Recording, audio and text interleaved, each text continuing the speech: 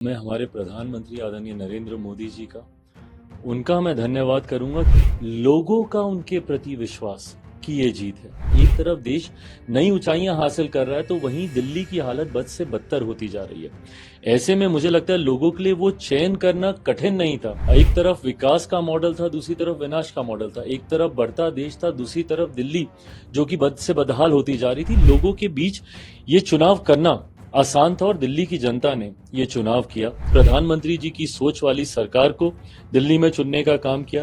वो खुद तक चुनाव हार गए, इससे ज्यादा जनता का जनादेश और क्या होगा। मैं दिल्ली की जनता का खास तौर पर धन्यवाद दूंगा कि उन्होंने एक सही सोच वाली सरकार को चुनने का काम किया।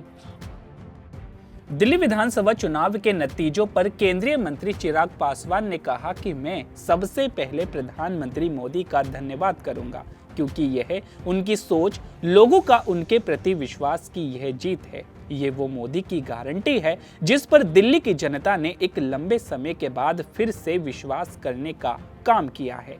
दिल्ली की जनता ने प्रधानमंत्री मोदी की सोच वाली सरकार को चुनने का काम किया है।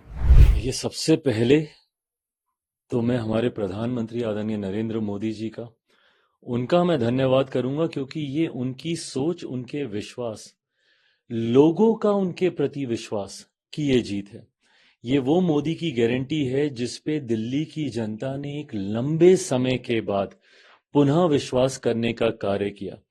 और इसका कारण भी है जिस तरीके से प्रधानमंत्री जी के नेतृत्व में पिछले 10 सालों में देश ने नई ऊंचाइयां हासिल की। गठबंधन का सहयोगी होने के नाते मैं भी कई जगहों पर प्रचार के लिए हम लोग गए और उस वक्त भी मैंने इन्हीं बातों को कहा था कि जहां एक तरफ देश नई ऊंचाइयां हासिल कर रहा है तो वहीं दिल्ली की हालत बद से बदतर होती जा रही है। ऐसे में मुझे लगता है लोगों के लिए वो चयन करना कठिन नहीं था। एक तरफ विकास का मॉडल था, दूसरी तरफ विनाश का मॉडल था। एक तरफ बढ़ता देश था, दूसरी तरफ दिल्ली जो कि बद से बदहाल होती जा रही थी। लोगों के बीच ये चुनाव करना आसान था और दिल्ली की जनता ने ये चुनाव किया। एक बड़ी आबादी दिल्ली में बिहार, यूपी से आने वाले लोगों की है। हम लोगों ने अपने अपने राज्यों में देखा है कि किस तरीके से डबल इंजन की सरकार का लाभ मिलता है। उत्तर प्रदेश में डबल इंजन की सरकार हो या हमारे बिहार में डबल इंजन की सरकार हो, दिल्ली की जनता ने भी इस बात को महसूस किया और खास तौर पर पूर्वांचल के लोग जो दिल्ली में रह रहे हैं उनको इस बात का एहसास हुआ कि एक ऐसी सरकार जो सिर्फ बहाने बनाती है और दूसरी तरफ एक डबल इंजन की सरकार जो तुरंत हम लोगों को लाभ देगी, हम लोगों की उम्मीदों पर खरा उतरेगी। इस सोच के साथ उन्होंने प्रधानमंत्री जी की सोच वाली सरकार को दिल्ली में चुनने का काम किया। दिल्ली भारत की राजधानी है और इस राजधानी का वो मान सम्मान बरकरार रहे, इसके लिए जरूरी था कि दिल्ली में इस बार भारतीय जनता पार्टी की सरकार आए।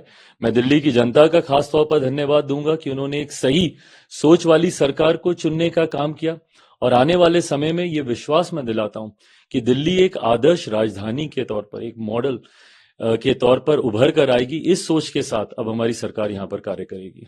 लेकिन आपने देखा कि दिल्ली के जो चुनाव का सबसे बड़ा चेहरा पूरी राजनीति को बदलने आए हैं, ये सब कहकर आए थे, वही चुनाव हार गए।